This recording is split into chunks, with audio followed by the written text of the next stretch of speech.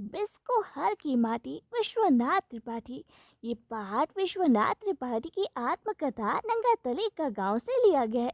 और इस पाठ में लेखक ने अपने गांव बिस्कोहर और अपनी माँ के बारे में बताया है। गांव के पूरब टोले के पास खूबसूरत कमल के फूल खिलते थे और भोज में हिंदुओं के यहाँ खाना भी इन्हीं कमल के पत्तों पर परोसा जाता था।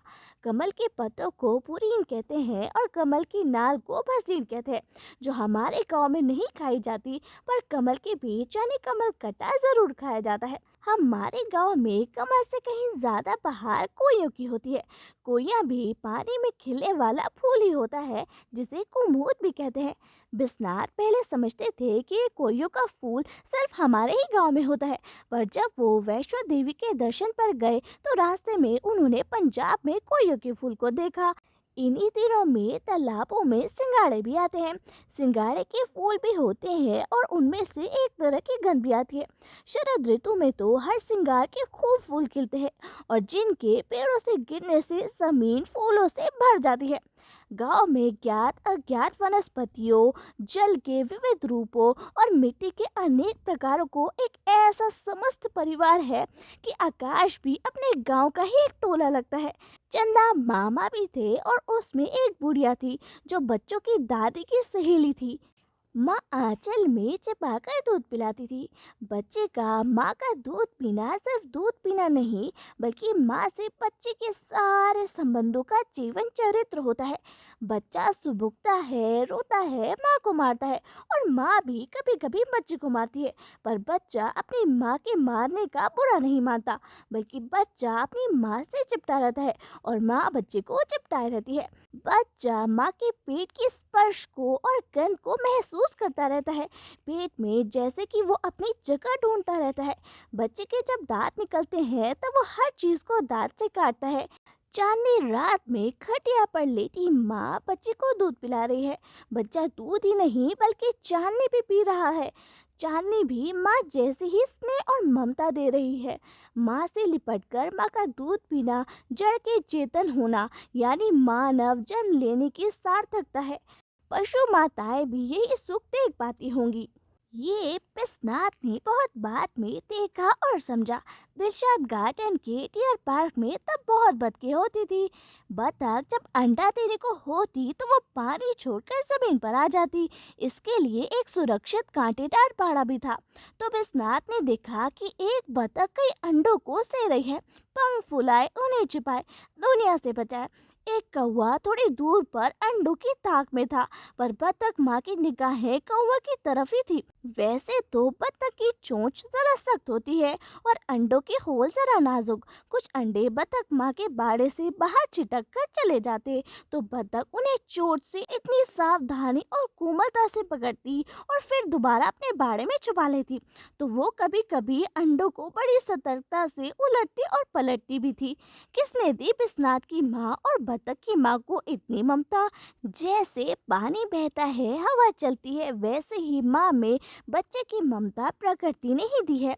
हजारी प्रसाद द्विवेदी कहते हैं कि क्या ये सब बिना किसी प्रयोजन के, बिना किसी उद्देश्य के है? होगा कोई महान उद्देश्य। कहाँ माँ का बच्चे को दूध पिलाना और कहाँ बतख का अंडे सेना। विश्वनाथ पर अत्याचार हो गया। जब वो दूध पीने वाले ही थे कि उनका एक छोटा भाई आ गया। विश्वनाथ का दूध पीना बंद हो गया। अब माँ के दूध पर उनके छोटे भाई का कब्जा हो गया। छोटा भाई हुमक हुमक कर अम्मा का दूध पीता और बिस्नाथ गाय का बेस्वाद दूध। दाई पड़ोस में रहती थी। बिस्नाथ को उसी दाई ने पाला पोसा। नन्हे बिस्नाथ अपने बचपन में अपनी दाई के साथ रात में लेटकर रात का आसमान और तारे और चांद देखा करते और नन्हे बिस्नाथ को लगता कि वो चांद को हाथ से छू रहे हैं और उसे खा रहे हैं और उससे बातें कर रहे हैं। चांद दुख दुख करके चलता और जाकर बादलों में छुप जाता, फिर उसमें से निकल आता। फूलों की बात हो रही थी, कमल, कोयल और हर श्रृंगार की, लेकिन ये तो फूल हैं और फूल ही कहे जाते हैं। पर ऐसे कितने ही फूल हैं जिनकी चर्चा फूलों के रूप में नहीं होती, और वो फूल हैं तोरी, लौकी, भिंडी, इमली, अमरूद, बैंगन, शरीफा, कटहल, अरहर, उड़द, चना आदि। विश्वनाथ के गांव में एक फल था जो बहुत मात्रा में होता था। उसे बरबांडा कहते थे, और उसे ही शायद सत्यानाशी भी कहते हैं। नाम चाहे जैसा भी हो, सुंदरता में उसका कोई जवाब नहीं था। उसका फूल एकदम पीला, बिल्कुल तितली जैसा। आंखें आने पर यानी आंखों में एलर्जी होने पर माँ उसका दूध आंखों में लगाती थी। घास और पौधों से भरे मैदानों में, तालाबों के किनारे पर अलग अलग तरह के सांप मिलते थे। दौड़ा सांप को गांव में मारा नहीं जाता, उसे सांपों में वामन जाति का मानते थे। धामीन सांप भी विषहीन होता है, लेकिन वो बहुत लंबा होता है। पर सबसे खतरनाक सांप तो गेहुआन सांप है, जिसे हमारे गांव में फेटरा भी कहते हैं। और इससे जितना ही खतरनाक सांप घोर कटाईच होता है, जिसके काट लेने पर आदमी घोड़ों की तरह हिनहिना कर मरता है। भटिया सांप भी होता है, जिसके दो मुंह होते हैं। आम, पीपल और केवड़े के झाड़ी में रहने वाले सांप बड़े खतरनाक होते हैं। पर अजीब बात तो ये है कि सांपों से हमें डर भी लगता था, पर मन ही मन में डर से ही सही हर जगह हम सांप की प्रतीक्षा और इंतजार भी करते थे। और इसी तरह बिच्छू, सांप के काटे लोग तो बहुत कम बचते थे, पर बिच्छू के काटने से दर्द बहुत ज्यादा होता है, पर मरता कोई नहीं है। गांव में फूलों की गंधों से सांप, महामारी, बीमारी, देवी और चुड़ैल का संबंध जोड़ा जाता था। गुलड़ का फूल देवी का फूल था।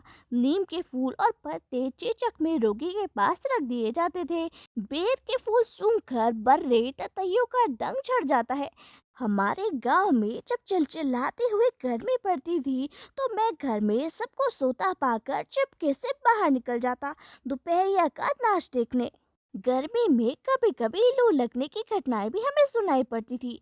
माँ लू लगने से बचने के लिए हमारी धोती या कमीज में प्याज गांठ लगाकर बांध देती। लू लगने की दवा थी कच्चे आम का पन्ना, भूनकर गुड़ या चीनी का शरबत पीना, शरीर में लेपना और फिर नहाना। कच्चे आम को भूनकर उससे सर धोते थे। जामुन को पकने से पहले कच्चा खाना तो गर्मी की बहार थी। बारिश हमारे गांव में एकदम से नहीं आती थी। पहले बादल घिरते, गड़गड़ाहट होती, फिर पूरा आसमान बादलों से ऐसे घिर जाता कि दिन में रात हो जाती, और फिर खूब बारिश होती। मेरे घर की छत से जैसे घोड़ों की कतारें दूर से दौड़ी हुई चली आ रही थी, ऐसी आवाजें आती। और आंधी के चलने से तो टीन, छप्पर सब उड़ जाते। अगर बरसात कई दिनों तक होती तो घरों की दीवारें गिर जाती और घर भी धंस जाते। पहली बारिश में नहाने से दांत काट, खुजली, फोड़ा, फुंसी ठीक हो जाते, पर फिर बारिश से गंदगी होती, कीचड़, बदबू की लतर पतर चारों ओर फैली होती। बाढ़ आने से खेतों में पानी भर जाता, और अगर जलाने के लिए लकड़ी पहले से इकट्ठा ना कर सके, तो गीली लकड़ी और गीले कंडे से घर धुएं से भर जाता। बरसात के बाद बिस्कोहर की धरती, आसमान, तालाब, नदी सब निखर उठते। सारे खेतों की फसलें खुशी से झूमने लगती थी। जाड़े की धूप और चैत महीने की चांदनी में ज्यादा फर्क नहीं होता। बरसात की भीगी चांदनी चमकती तो नहीं, लेकिन मधुर और शोभा के भार से सभी ज्यादा होती है। ठीक वैसे ही बिस्कोहर की वो औरत, उसे पहली बार मैंने अपने एक रिश्तेदार के यहाँ देखा था। उस वक्त बिस्नात की उम्र 10 साल की थी, उस लड़की से लगभग 10 साल कम। उस लड़की को देखा तो लगा कि चांदनी रात में चूही की खुशबू आ रही है।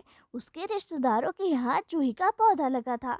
ये सफेद चूही के फूल चांदनी रात में ऐसे लगते थे मानो उसकी लताओं, डालियों पर चांदनी ही फूल के रूप में दिखाई पड़ रही हो। वो औरत बिस्नात को औरत के रूप में नहीं, बल्कि चूही की लता बन गई चांदनी के रूप में लग रही थी, जिससे फूलों की खुशबू आ रही थी। प्रकृति नारी बन गई थी, और बिस्नात उसमें चांदनी और आसमान सब देख रहे थे।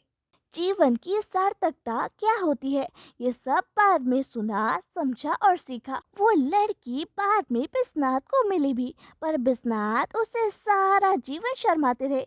उसकी शादी बिस्कोहर में ही हुई थी और कई बार मिलने के बाद, बहुत हिम्मत बांधने के बाद, उस नारी से बिस्नात ने अपनी भावनाएं जाहिर की। जो तुम्हें पा जाएगा वो जरूर ही पागल हो जाएगा। बिस्नात मान ही नहीं सकते थे कि बिस्कौर से अच्छा कोई गांव हो सकता है और बिस्कौर से ज़्यादा सुंदर कहीं की औरत हो सकती है। बिस्नात को अपनी माँ के पेट का रंग हल्दी मिलाकर बनाई गई पूरी के रंग लगता था, जिसकी गंध दूध की थी। पिता के कुर्ते को वह जरूर सूंघते, उसमें से पसीने की बू आती जो उन्हें बहुत अच्छी लगती। एक बार बड़े गुलाम अली ने एक पहाड़ी ठुमरी गाई थी।